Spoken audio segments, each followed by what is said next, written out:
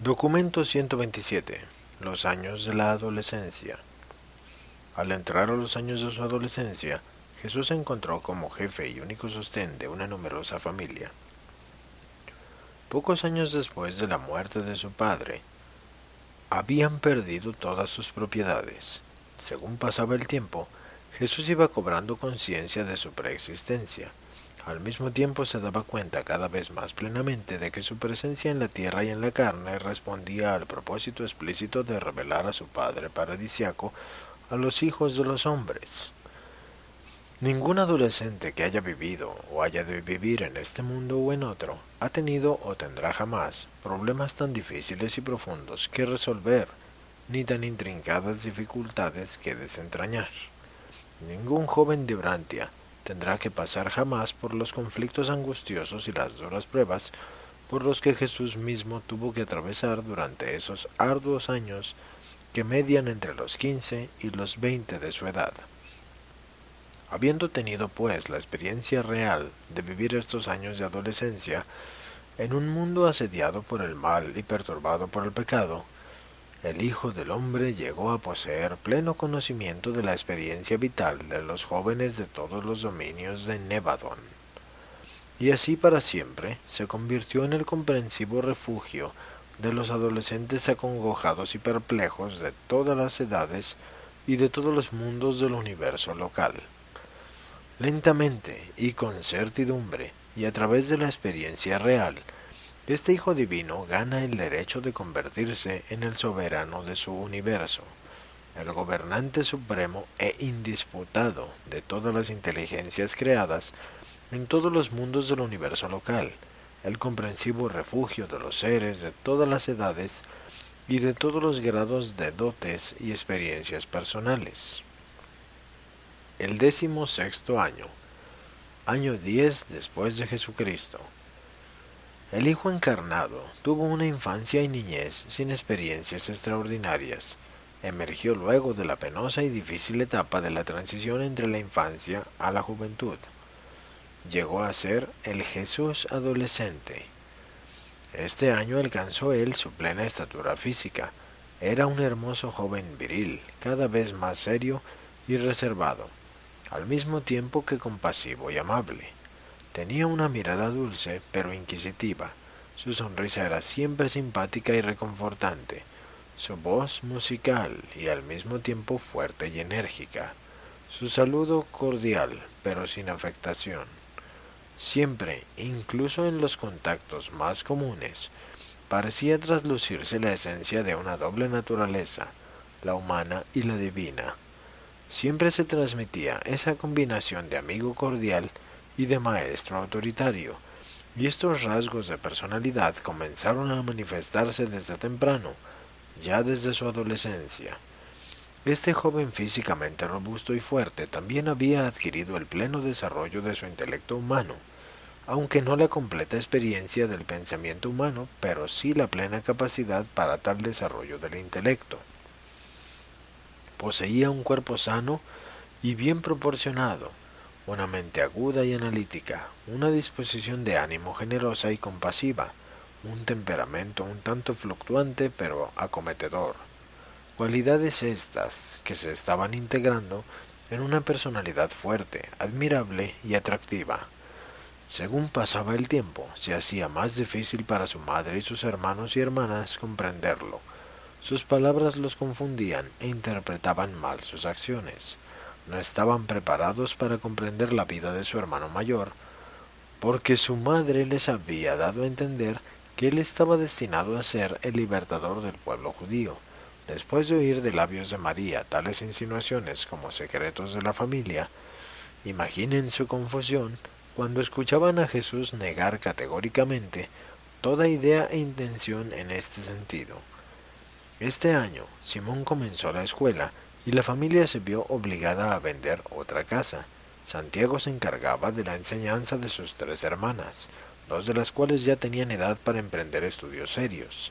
Tan pronto como Ruth creció, confiaron su educación a Miriam y a Marta. Ordinariamente las muchachas de las familias judías recibían poca educación, pero Jesús opinaba, y su madre convenía en esto, que las chicas debían ir a la escuela lo mismo que los varones, y puesto que la escuela de la sinagoga no las admitiría, hubo que establecer clases privadas especialmente para ellas en el hogar.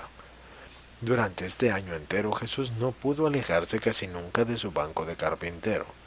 Afortunadamente tenía trabajo de sobra. La calidad de su producción era tal que no estuvo nunca ocioso aunque escasease el trabajo en esa región. A veces tenía tanto que hacer que Santiago lo ayudaba. Para fines de este año, ya casi había tomado la decisión de dedicarse públicamente después de criar a sus hermanos y verlos casados, a su labor de maestro de la verdad y revelador del Padre Celestial en el mundo. Sabía que no se convertiría en el Mesías que esperaban los judíos, pero decidió que no valía la pena hablar de estos asuntos con su madre, puesto que sus palabras en el pasado poco o nada habían hecho para convencerla, y recordaba además que su padre no había conseguido nunca hacerle cambiar de opinión. Le pareció más práctico permitirle que siguiera abrigando las ilusiones que quisiera. A partir de este año conversó cada vez menos con su madre y con otros acerca de estos problemas. Su misión era tan singular que ningún ser habitante de la tierra podía aconsejarlo respecto a su consecución. Pese a su juventud, fue un verdadero padre para la familia. Pasaba todo el tiempo posible con los pequeños, que lo amaban de todo corazón. Su madre sufría de verlo trabajar tan duro. Se apenaba de que estuviera atado día tras día al banco de carpintero para mantener a la familia, en lugar de estar en Jerusalén y estudiar junto a los rabinos, como con tanto cariño lo habían planeado. Si bien en muchos aspectos María no lo comprendía, amaba a su hijo y estaba llena de admiración y gratitud por la buena voluntad de Jesús al asumir la responsabilidad del hogar. El 17º año, año 11 después de Jesucristo. Por esta época había bastante agitación especialmente en Jerusalén y en Judea, a favor de una rebelión contra el pago de los impuestos a Roma. Estaba surgiendo un fuerte partido nacionalista, que al poco tiempo se llamaría el Partido de los Celotes. Los celotes, a diferencia de los fariseos, no estaban dispuestos a esperar la llegada del Mesías, sino que proponían resolver la situación mediante una revuelta política. Desde Jerusalén llegó un grupo de organizadores a Galilea y encontraron un terreno fértil para sus ideas hasta que llegaron a Nazaret. Cuando visitaron a Jesús, él los escuchó atentamente y les hizo muchas preguntas, pero rehusó incorporarse al partido. Se negó a explicar en detalle todos los motivos de esta decisión y su actitud influyó sobre muchos de sus jóvenes amigos nazarenos que tampoco quisieron afiliarse. María hizo lo que pudo para inducirle a afiliarse, pero no hubo caso de convencerle. Hasta llegó a insinuar María que su actitud al negarse a abrazar la causa nacionalista como ella se lo pedía, equivalía a una insubordinación, una violación de la promesa que él había hecho a su regreso de Jerusalén de que obedecería a sus padres. Pero en respuesta a esta insinuación, él se limitó a apoyar una mano con ternura sobre su hombro y mirándola a los ojos le dijo: «Madre mía, ¿no te da vergüenza?». Y María se desdijo inmediatamente. Uno de los tíos de Jesús, Simón, el hermano de María, ya se había unido al grupo, llegando a convertirse con el tiempo en oficial de la división Galilea, lo cual dio lugar a que se produjera cierto distanciamiento entre Jesús y su tío durante varios años. Pero en Nazaret se estaba levantando una verdadera tormenta. La actitud de Jesús en estos asuntos había traído como resultado una división entre los jóvenes judíos de la ciudad. Aproximadamente la mitad se había incorporado a la organización nacionalista y la otra mitad formó un grupo de oposición de patriotas más moderados, con la idea de que Jesús asumiera el liderazgo. Muchos se asombraron cuando rehusó el honor que le ofrecían, presentando como excusa sus pesadas obligaciones familiares, lo cual todos ellos admitieron. Pero la situación se complicó aún más cuando poco después Isaac, un judío rico, prestamista de los gentiles, propuso comprometerse a mantener a la familia de Jesús si abandonaba sus herramientas de trabajo y asumía el liderazgo de estos patriotas de Nazaret. Jesús, que por ese entonces contaba apenas con 17 años, tuvo que enfrentarse con una de las situaciones más difíciles y delicadas de su joven vida. Siempre es difícil para un líder espiritual tomar partido en los asuntos y sentimientos patrióticos, especialmente cuando estos están complicados con un sistema opresor extranjero que recauda impuestos. En este caso, la situación era doblemente difícil debido a la implicación de la religión judía misma en toda esta agitación contra Roma. La posición de Jesús se vio aún más dificultada porque su madre, su tío e incluso su hermano menor Santiago lo instaban a abrazar las causas nacionalistas. El mejor elemento judío de Nazaret ya se había afiliado y los jóvenes que aún no se habían incorporado al movimiento lo harían con toda seguridad al instante en que Jesús cambiara de opinión. Contaba Jesús con un solo consejero sensato en todo Nazaret, su antiguo maestro, el Chazán, que lo asesoró sobre cómo responder al Consejo de Ciudadanos de Nazaret cuando vinieran a pedirle una respuesta a la demanda pública que se había hecho. En toda la juventud de Jesús, fue esta la primera vez cuando tuvo que recurrir conscientemente a la estrategia pública. Hasta ese entonces, siempre había confiado en la técnica de la verdad lisa y llana para esclarecer cualquier situación, pero en este caso no podía declarar la plena verdad. No podía sugerir que era algo más que tan solo un hombre.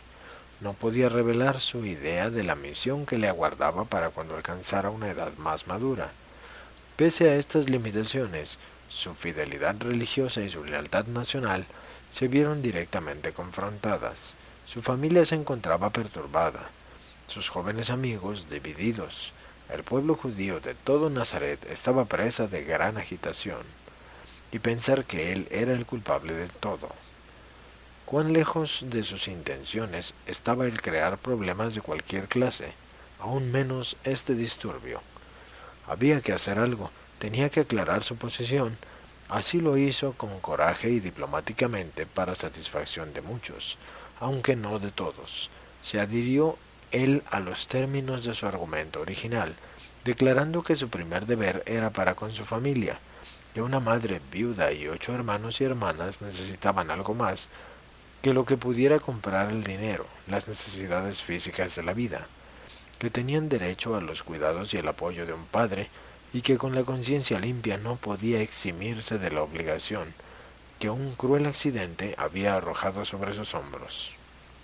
Elogió a su madre y a su segundo hermano, que estaban dispuestos a exonerarlo de esa responsabilidad, pero reiteró que la lealtad a su padre muerto le impedía abandonar a la familia a pesar de que se donase dinero para su sostén material, e hizo la inolvidable afirmación de que el dinero no puede amar.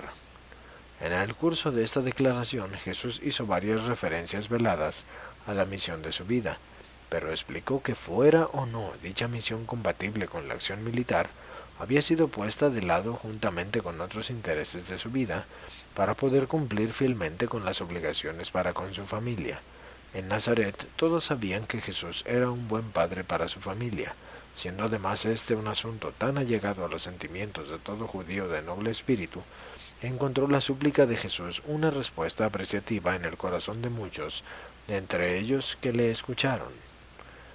Otros corazones menos sensibles fueron cautivados por un discurso de Santiago, que no estaba en el programa, pero que fue pronunciado en este momento. El Chazán se lo había hecho ensayar a Santiago ese mismo día, pero lo habían mantenido en secreto. Santiago declaró que estaba seguro de que Jesús estaría dispuesto a colaborar para la liberación de su pueblo si él, Santiago, tuviera la edad suficiente para hacerse cargo de la familia, que si consentían en permitir que Jesús permaneciera con nosotros como nuestro Padre y Maestro, la familia de José os dará no ya tan solo un dirigente, sino también 5 nacionalistas leales, porque ¿acaso no hay 5 varones entre nosotros prontos para crecer, guiados por nuestro hermano y padre, y ponemos al servicio de nuestra nación? De este modo pudo el muchacho llevar a feliz término esa situación tan tensa y amenazadora.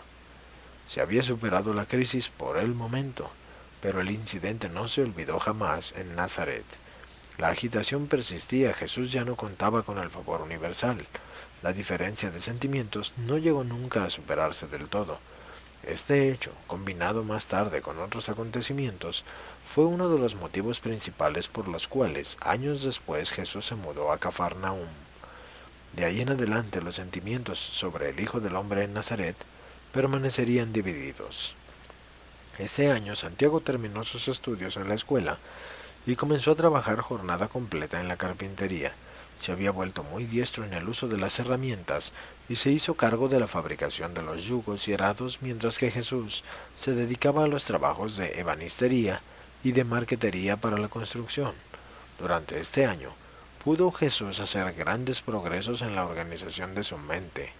Gradualmente había logrado unir su naturaleza humana con su naturaleza divina, llevando a cabo esta ardua organización intelectual por la fuerza de sus propias decisiones y con la ayuda única de su monitor residente, monitor semejante al que todos los mortales normales de todos los mundos de post-dispensación del Hijo llevan dentro de su mente. Hasta ahora, nada sobrenatural había ocurrido en la carrera de este joven, excepto la visita de un mensajero enviado por su hermano mayor, Emanuel, que una vez se le apareció en Jerusalén durante la noche. El 18º año, año 12 después de Jesucristo. En el curso de este año se liquidó toda la propiedad de la familia, excepto la casa y el huerto. Se vendió la última propiedad de Cafarnaúm, excepto la plusvalía en otra, que ya estaba hipotecada. Las ganancias se usaron para pagar impuestos, comprar herramientas nuevas para Santiago y hacer un pago sobre la antigua tienda de reparación y abastos de la familia cerca de la parada de las caravanas, la cual Jesús había decidido comprar de vuelta, puesto que Santiago ya tenía suficiente edad como para trabajar en el taller que estaba en la casa y ayudar a María en el hogar. Al aliviarse de este modo por el momento la presión financiera, Jesús decidió llevar a Santiago a la celebración de la Pascua. Salieron de viaje con el tiempo queriendo llegar a Jerusalén un día antes para estar solos. Tomaron el camino de Samaria. Iban a pie. Jesús le iba mostrando a Santiago los lugares históricos que había a lo largo de la ruta, tal como lo había hecho su padre con él en un viaje muy semejante 5 años atrás. Muchas cosas extrañas veían al pasar por Samaria. Mucho conversaron en el trayecto sobre múltiples problemas de carácter personal, familiar y nacional. Santiago poseía fuertes sentimientos religiosos, y aunque no se encontraba plenamente de acuerdo con las ideas de su madre sobre la misión vital de Jesús, aunque muy poco era lo que él sabía al respecto, anhelaba llegar a la edad necesaria para poder hacerse cargo de la familia, permitiendo así que Jesús comenzara a cumplir su misión. Estaba muy agradecido por haberle Jesús llevado a Jerusalén para las ceremonias pascuales. Conversaron largo y tendido sobre el futuro, como nunca lo habían hecho antes. Mucho meditó Jesús al cruzar Samaria, especialmente en Betel, cuando se detuvieron a beber del pozo de Jacob. Hablaron él y su hermano sobre las tradiciones de Abraham, Isaac y Jacob. Con sus palabras, Jesús preparó a Santiago para lo que presenciaría en Jerusalén, tratando de aminorar la impresión convulsiva de esa experiencia, pues bien recordaba la conmoción que había causado en él mismo su primera visita al templo. Pero Santiago no era tan sensible a ciertos espectáculos como lo había sido él. Hizo algunos comentarios sobre la forma indiferente y fría en que llevaban a cabo sus deberes algunos de los sacerdotes, pero en general disfrutó enormemente su estadía en Jerusalén. Jesús llevó a su hermano a Betania para la cena pascual. Simón había fallecido y yacía junto a sus antepasados. Jesús ocupó pues el lugar de jefe de la familia pascual, habiendo traído el cordero pascual del templo. Después de la cena pascual, María se sentó a conversar con Santiago, mientras que Marta, Lázaro y Jesús estuvieron hablando hasta muy entrada la noche. Al día siguiente asistieron a los oficios del templo, y Santiago fue recibido en la comunidad de Israel. Esa mañana, al detenerse ellos en la cresta del Monte de los Olivos para ver desde allí el templo, y mientras Santiago se deshacía en exclamaciones de maravilla, Jesús contempló la ciudad en silencio. Santiago no podía comprender el comportamiento de su hermano. Esa noche de nuevo regresaron a Betania, y habrían partido para su casa al día siguiente, pero Santiago insistió en volver a visitar el templo, explicando que quería escuchar a los maestros, y si bien esto era verdad, en el corazón anhelaba secretamente presenciar la participación de Jesús en los debates, tal como su madre le había contado. Así pues fueron al templo y escucharon los debates, pero Jesús no hizo ninguna pregunta. Todo le parecía tan pueril e insignificante a esta mente en vías de despertar de hombre y de Dios, que tan solo podía tenerles lástima. Santiago sufrió una gran desilusión por el silencio de Jesús a sus preguntas. Jesús tan solo le respondió: «Aún no ha llegado mi hora». Al día siguiente emprendieron el regreso pasando por Jericó y el valle del Jordán, y Jesús le contó a Santiago muchas historias por el camino, entre ellas su primer viaje por esta misma senda, cuando tenía 13 años. Al regresar a Nazaret, Jesús comenzó a trabajar en el antiguo taller de reparaciones. Estaba muy contento de poder encontrarse a diario con tanta gente de todas partes del país y de los distritos circunvecinos. Jesús amaba a la gente de todo corazón, gente simple de pueblo. Iba pagando las cuotas de la compra del taller todos los meses y con la ayuda de Santiago mantenía a su familia. Varias veces por año, siempre que no hubiera visitantes para desempeñar esta función, Jesús leía las Escrituras para la celebración del sábado en la sinagoga, ofreciendo en muchas ocasiones comentarios sobre la lección, pero generalmente seleccionaba los pasajes de modo tal que los comentarios no eran necesarios. Era tan hábil y sagaz que sabía ordenar la lectura consecutiva de los distintos pasajes de manera que uno iluminara el significado del otro. Durante las tardes del sábado, siempre que hubiera buen tiempo, llevaba a sus hermanos y hermanas a paseos por el campo en comunión con la naturaleza. Aproximadamente por esa época, el Chazán inauguró un club juvenil para la discusión de temas filosóficos. Las reuniones se celebraban en la casa de los diferentes miembros y a menudo en la del Chazán, y Jesús llegó a ser un socio prominente de este grupo. De este modo pudo recobrar parte del prestigio local que había perdido al tiempo de las recientes controversias nacionalistas. Su vida social, si bien restringida, no era inexistente. Contaba con muy buenos amigos y devotos admiradores entre los jóvenes y las muchachas de Nazaret. En septiembre vinieron de visita a Nazaret Elizabeth y Juan. Juan, habiendo perdido a su padre, se proponía regresar a las colinas de Judea para dedicarse a la agricultura y a la cría de las ovejas, a menos que Jesús le aconsejara radicarse en Nazaret para dedicarse a la carpintería o a otro oficio. No se habían enterado ellos de que la familia nazarena estaba prácticamente sin dinero. Cuanto más hablaban María y Elizabeth de sus hijos, más se convencían de que sería bueno que estos dos jóvenes trabajaran juntos y se vieran más frecuentemente. Jesús y Juan tuvieron varias conversaciones a solas, hablando de muchos asuntos íntimos y personales. Al concluir esta discusión, los jóvenes acordaron que no volverían a verse hasta tanto no pudieran encontrarse en su ministerio público, cuando recibirían el llamado del Padre Celestial para el cumplimiento de su obra. Juan quedó muy impresionado por todo lo que vio en Nazaret, tanto que se convenció de que debía regresar a su casa y trabajar para mantener a su madre. Estaba convencido de que habría de participar en la misión de la vida de Jesús, pero vio que Jesús tenía muchos años por delante para completar la crianza de su familia. Por eso se conformó con regresar a su hogar y ocuparse de su pequeña granja y atender a las necesidades de su madre. Juan y Jesús no volvieron a verse hasta aquel día en que el Hijo del Hombre se presentó junto al Jordán para ser bautizado. Durante la tarde del sábado 3 de diciembre de este año, la muerte visitó por segunda vez a esta familia de Nazaret. El pequeño Amós, el hermano menor, falleció por una fiebre alta que duró una entera semana.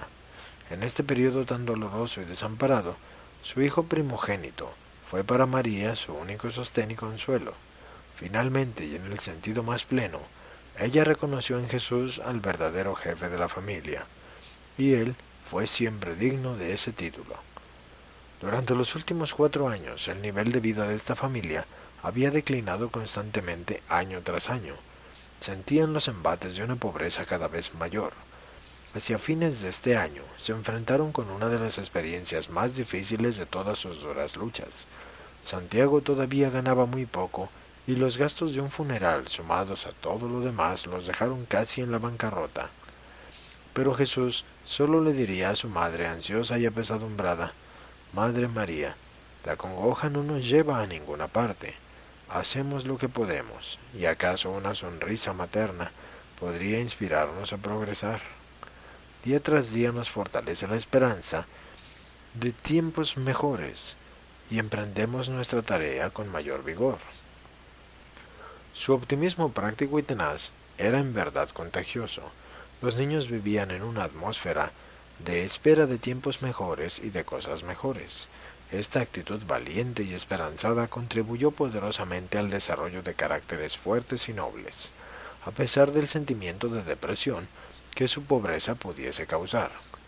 Jesús poseía la habilidad de movilizar efectivamente todos sus poderes de mente, alma y cuerpo en la tarea que le ocupaba a la sazón. Podía concentrar su mente profunda en el problema específico que quería resolver, y esto, unido a su incansable paciencia, le permitió soportar serenamente todas las pruebas de una difícil existencia mortal, y vivir como si tuviera o estuviera viendo aquel que es invisible. El 19º año, año 13 después de Jesucristo. Ya para esta época, Jesús y María se llevaban mucho mejor. Ella le consideraba menos como un hijo y más como un padre para los hijos de ella. La vida cotidiana abundaba en dificultades inmediatas y prácticas. Hablaban con menos frecuencia de la misión de Jesús en la vida, porque según pasaba el tiempo, todos sus pensamientos estaban dedicados mutuamente al sostén y la crianza de su familia de 4 varones y 3 mujeres. A comienzos de este año, Jesús había acabado por convencer a su madre de las ventajas de su propio método de educación de los niños, la estimulación positiva para que hicieran el bien en vez del método judío más antiguo de la prohibición del mal. Tanto en su hogar como más tarde en su carrera pública, Jesús usó invariablemente la fórmula de exhortación positiva. Siempre y en todas partes solía decir: haréis esto, debéis hacer aquello. Nunca empleó el método negativo, de enseñar derivado de los antiguos tabúes. Evitaba acentuar el mal mediante su prohibición. Exaltaba la importancia del bien mandando su ejecución. La hora de la oración en esta casa era la ocasión para hablar de cada uno y todos los asuntos que se relacionaran con el bienestar de la familia. Jesús tan sabiamente disciplinó a sus hermanos y hermanas desde su más temprana edad, que poco o ningún castigo fue menester jamás para asegurar su pronta y total obediencia. La única excepción era Judá, a quien en diversas ocasiones Jesús hubo de castigar por sus infracciones a las reglas del hogar. En las 3 ocasiones en las que se juzgó prudente castigar a Judá por confesas y deliberadas violaciones de las reglas de conducta de la familia, su castigo fue establecido por el decreto unánime de los hermanos mayores y sancionado por Judá mismo antes de que le fuera infligido. Aunque Jesús era altamente metódico y sistemático en todo lo que hacía, había a la vez en sus decisiones administrativas una novedosa elasticidad de interpretación y una individualidad de adaptación que imponía en todos los niños una gran admiración por el espíritu de justicia con que actuaba su padre y hermano. No disciplinó nunca arbitrariamente a sus hermanos y hermanas, y esa, su constante justicia y consideración personal, hizo que Jesús fuera muy querido por toda su familia. Santiago y Simón crecieron tratando de seguir las enseñanzas de Jesús, y muchas veces trataban de aplacar a sus belicosos y a veces airados compañeros de juego mediante la persuasión y la falta de resistencia, y muchas veces lo consiguieron. José y Judá, en cambio, si bien asentían a tales enseñanzas en el hogar, se apresuraban a defenderse cuando eran agredidos por sus compañeros. Judá en particular era culpable de violar el espíritu de estas doctrinas, pero la resistencia pasiva no constituía una regla de la familia. No se imponía ningún castigo por la violación de estas enseñanzas personales. En general, todos los pequeños, especialmente las niñas, consultaban a Jesús acerca de sus problemas infantiles y le confiaban secretos como lo harían con un padre cariñoso. Santiago se estaba convirtiendo en un joven bien equilibrado y de buen carácter, pero no tenía la misma inclinación espiritual que Jesús. Era mucho mejor estudiante que José, quien si bien era muy trabajador, tenía aún menos una mentalidad espiritual. A José, si bien trabajaba mucho, le faltaban aptitudes y el nivel intelectual de los otros niños. Simón era un muchacho bien intencionado pero excesivamente soñador, y demoraba en establecerse en su vida práctica. Él era la causa de considerable ansiedad para Jesús y María, pero siempre fue un chico bueno y bien intencionado. Judá era un revolucionario de ideales más elevados pero de temperamento inestable. Poseía mucha de la determinación y la agresividad de su madre, pero carecía de su gran sentido de la medida y de la discreción. Miriam era una hija equilibrada y sensata, con una aguda apreciación de lo noble y lo espiritual. Marta era lenta de pensamiento y de acción, pero una chica altamente responsable y eficiente. La pequeña Ruth era el sol de la casa, aunque hablaba sin pensar, era de corazón sincero y adoraba a su hermano mayor y padre. Pero ellos no la consentían, era una bella niña, pero no tan hermosa como Miriam, quien era la belleza de la familia, sino de la ciudad.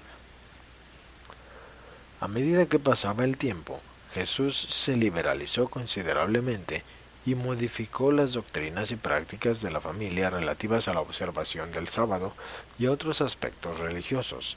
María aprobaba de todo corazón estos cambios. Por ese entonces, Jesús era el jefe indisputado de la casa.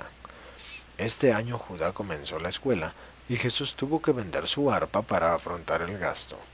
Así desapareció el último de sus placeres recreativos. Amaba tocar el arpa cuando tenía la mente cansada y el cuerpo fatigado, pero se consoló pensando que por lo menos el arpa no había caído en manos del cobrador de impuestos. Rebeca, la hija de Esdras. Aunque Jesús era pobre, su nivel social en Nazaret no había sufrido menoscabo. Era uno de los jóvenes más destacados de la ciudad y casi todas las doncellas lo consideraban con gran respeto. Puesto que Jesús era un espléndido ejemplar de robustez física y desarrollo intelectual, y teniendo en cuenta su reputación de líder espiritual, no es de extrañar que Rebeca, la hija mayor de Esdras, un rico mercader de Nazaret, descubriera que se estaba enamorando de este hijo de José. Primero le confió sus sentimientos a Miriam, la hermana de Jesús, quien a su vez se lo comentó a su madre. María se alarmó mucho. ¿Es que iba ella a perder a su hijo ahora, cuando se había convertido en el indispensable jefe de la familia? ¿Es que sus tribulaciones nunca tendrían fin? ¿Qué más podría ocurrir? También meditó sobre qué efecto podría tener el matrimonio para la futura carrera de Jesús. No muy a menudo, pero por lo menos de cuando en cuando, aún recordaba el hecho de que Jesús era un hijo de promesa. Después de discutir el asunto entre ellas, María y Miriam decidieron tratar de frenarlo antes de que Jesús entrara.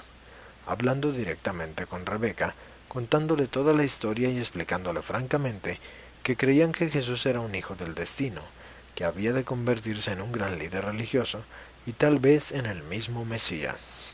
Rebeca escuchó atentamente, estremecida y más decidida que nunca, a echar su suerte con este hombre de su elección y compartir su carrera de liderazgo. Arguía consigo misma que un hombre de tan especial naturaleza necesitaba aún más que otros de una esposa fiel y hacendosa.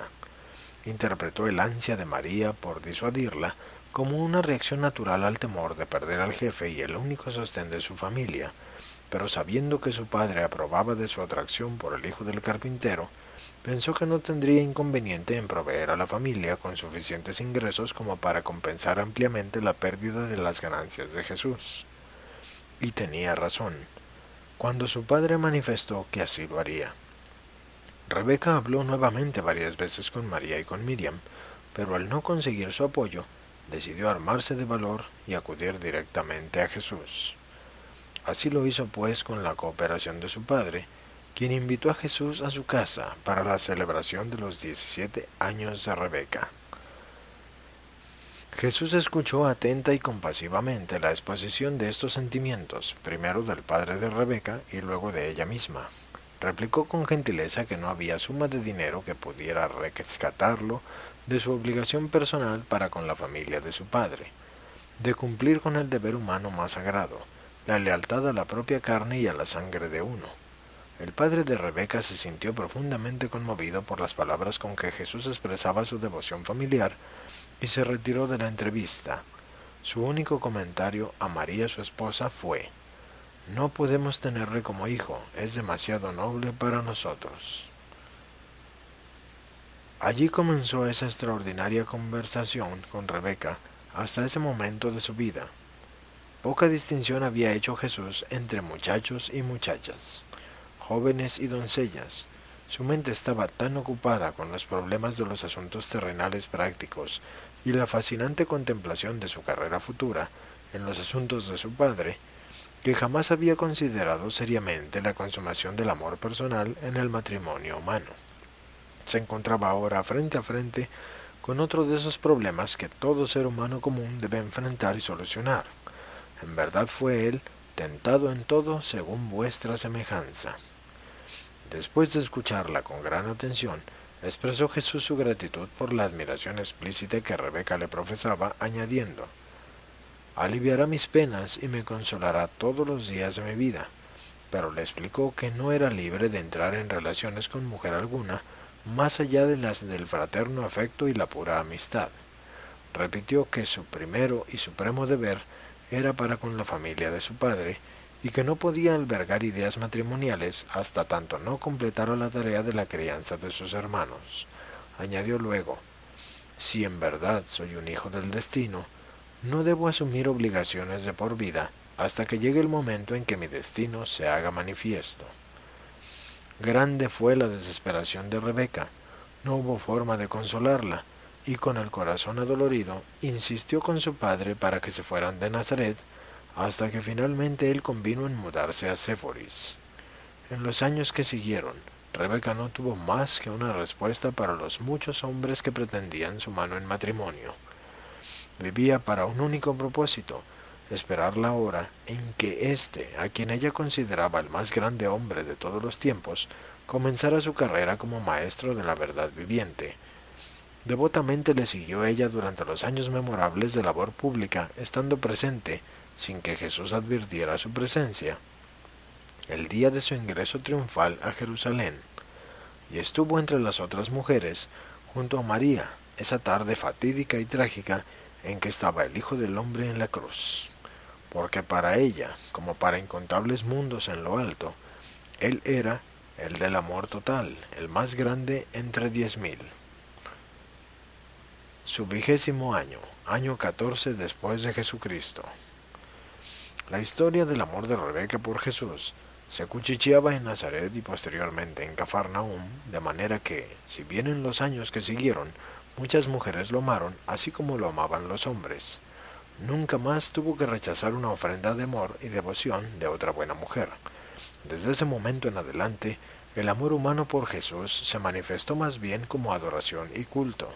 Hombres y mujeres lo amaban devotamente por lo que él era, sin abrigar deseos de satisfacción personal ni de posesión afectiva. Pero durante muchos años, donde quiera se contara la historia de la personalidad humana de Jesús, se relataba la devoción de Rebeca. Miriam, que bien conocía la historia de Rebeca y había visto a su hermano rechazar hasta el amor de una hermosa doncella, sin darse ella cuenta del factor de su futura carrera de destino, llegó a idealizar a Jesús y a amarlo con un profundo y conmovedor afecto, considerándolo padre y hermano a la vez. Aunque tenían poco dinero, Jesús sentía un extraño deseo de ir a Jerusalén para la Pascua. Su madre, pensando en su reciente experiencia con Rebeca, lo instó prudentemente a que emprendiera el viaje, aunque no estaba muy consciente de esto. Lo que más deseaba Jesús era la oportunidad de conversar con Lázaro y de hablar con Marta y María. Después de su familia, estas tres personas eran las que él más amaba. En este viaje a Jerusalén tomó por el camino de Megiddo, Antipatris y Lida, cubriendo en parte la misma ruta que atravesaron sus padres cuando lo trajeron de vuelta a Nazaret desde Egipto. El trayecto le llevó 4 días y mucho pudo reflexionar sobre los acontecimientos del pasado acaecidos en Megiddo y sus alrededores y el campo de batalla internacional de Palestina. Jesús pasó por Jerusalén, deteniéndose tan solo para contemplar el templo y las multitudes de visitantes. Sentía una extraña y creciente aversión por este templo construido por Herodes, con su sacerdocio sujeto a nombramientos políticos. Lo que más anhelaba era ver a Lázaro, a Marta y a María. Lázaro tenía su misma edad, y ya se desempeñaba también como jefe de la familia, pues por el tiempo de esta visita la madre de Lázaro había fallecido también. Marta era poco más de un año mayor que Jesús, mientras que María era 2 años más joven, y Jesús era el ideal idolizado de los tres.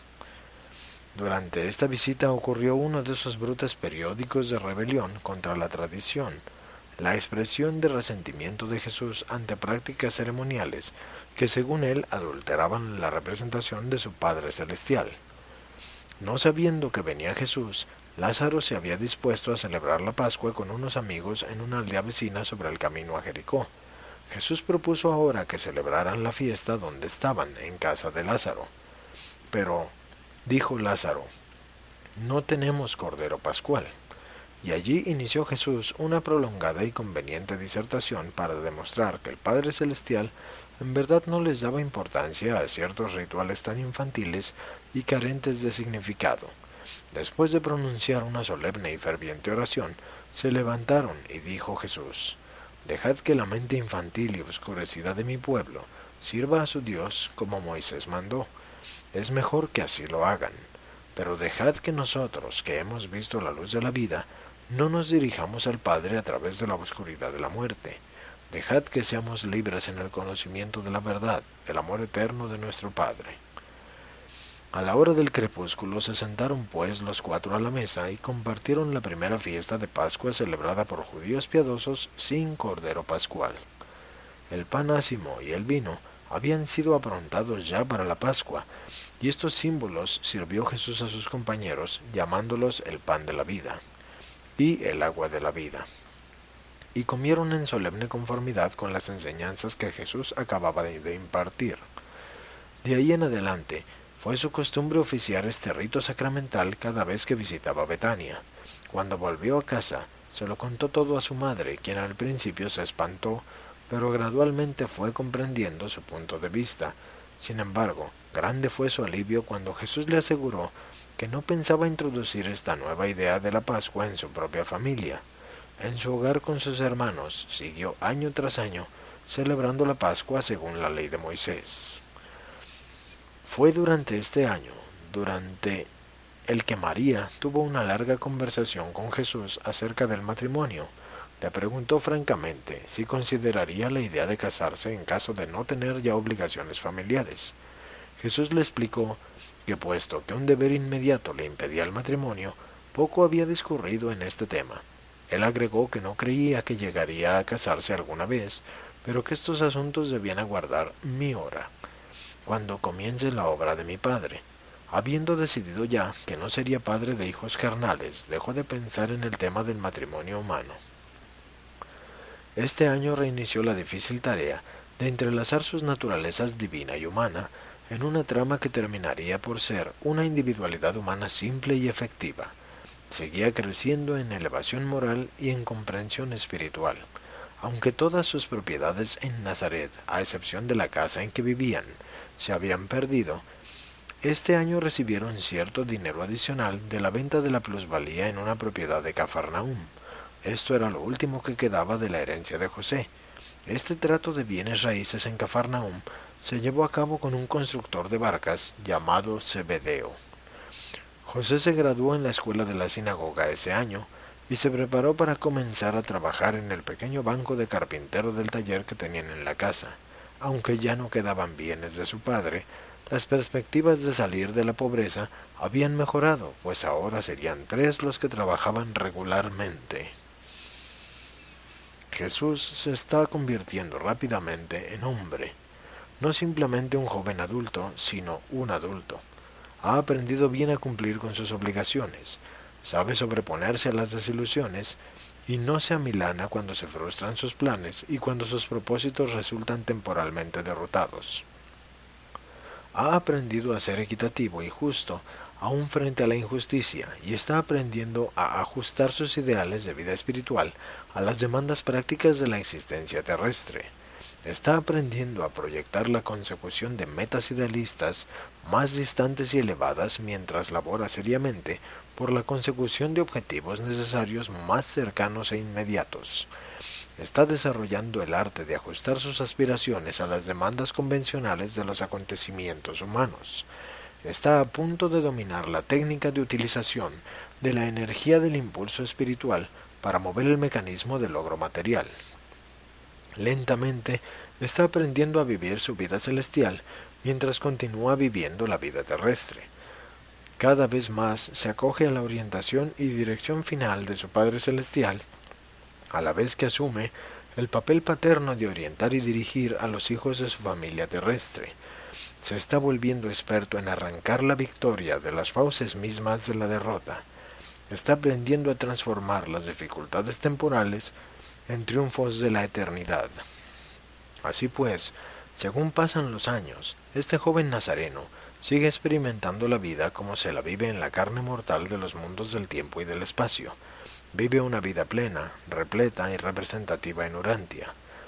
Al partir de este mundo, llevó toda la experiencia que sus criaturas atraviesan durante los cortos y arduos años de su primera vida, la vida en la carne. Y esta total experiencia humana es una posesión eterna del soberano del universo. Él es nuestro hermano comprensivo, nuestro amigo compasivo, nuestro soberano experto y nuestro Padre misericordioso. Cuando niño acumuló un vasto conjunto de conocimientos. Cuando joven arregló, clasificó y correlacionó esta información. Y ahora, como un hombre del reino, comienza a organizar estas posesiones mentales en preparación para su utilización subsecuente en la enseñanza, el ministerio y el servicio de sus hermanos mortales de este mundo y de todas las demás esferas habitadas del entero universo de Nevadon.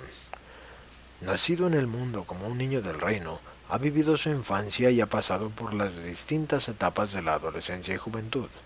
Está ahora en el umbral de la plena edad adulta, rico en la experiencia del vivir humano, repleto de comprensión de la naturaleza humana y lleno de compasión por las flaquezas de la naturaleza humana. Se está volviendo experto en el arte divino de revelar a su Padre del Paraíso a las criaturas mortales de todas las edades y etapas. Ya hombre plenamente crecido, un adulto del reino, se dispone a continuar su suprema misión de revelar a Dios a los hombres y de conducir a los hombres hacia Dios.